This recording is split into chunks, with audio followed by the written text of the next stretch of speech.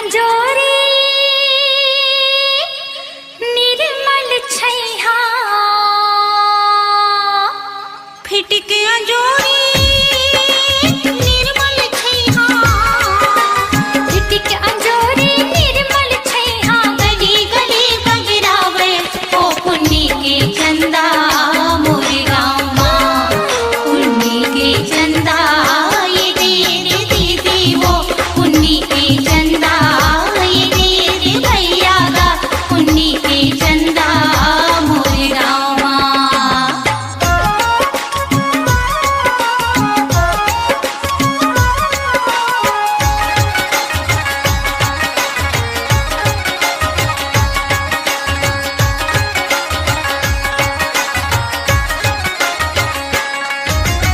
आषाढ़ महीना लूपा चोरी खेलत कूदत नाचे सावन लागे कोन दुल्हन कस डोलिया बैठे झाके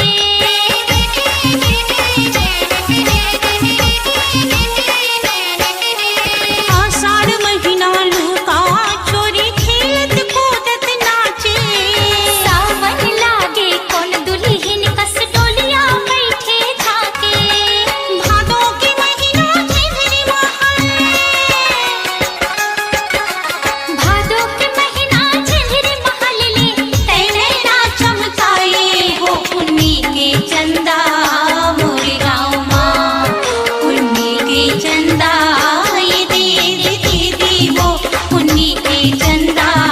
ये दे भैया गा पुन्नी के चंदा मोर गाँव माँ।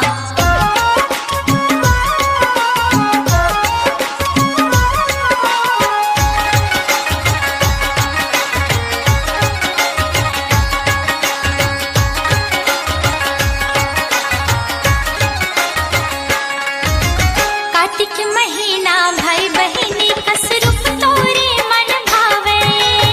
अगहन पुस्तूरी महिमाला वरण वरण सब हारे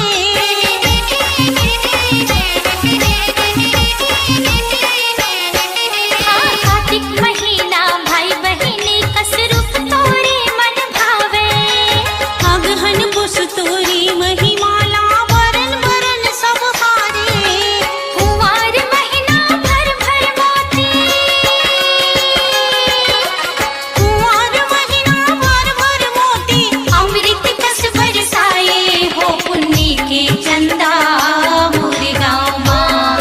पुन्नी के चंदा ये दे दीदी वो पुन्नी के चंदा ये दे भैया गा पुन्नी के चंदा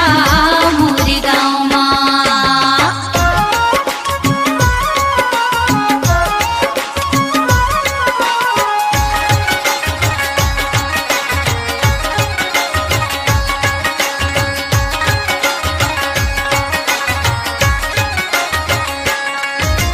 चैत माघ माँ चटक चांदनी तीर्थ भरत पुन बाटे जेठ यऊ बैसाख में शीतल जुड़ महुआरी लाए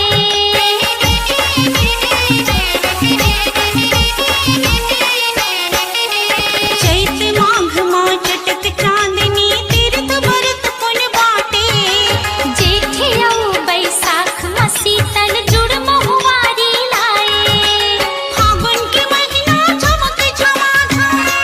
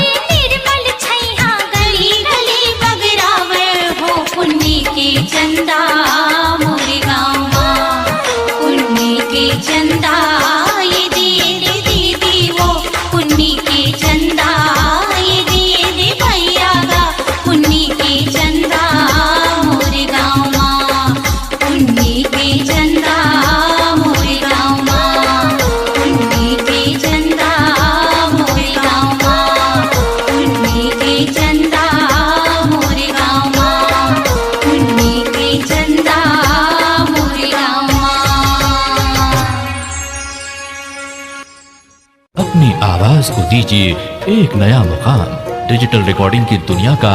जाना पहचाना नाम स्वरांजलि,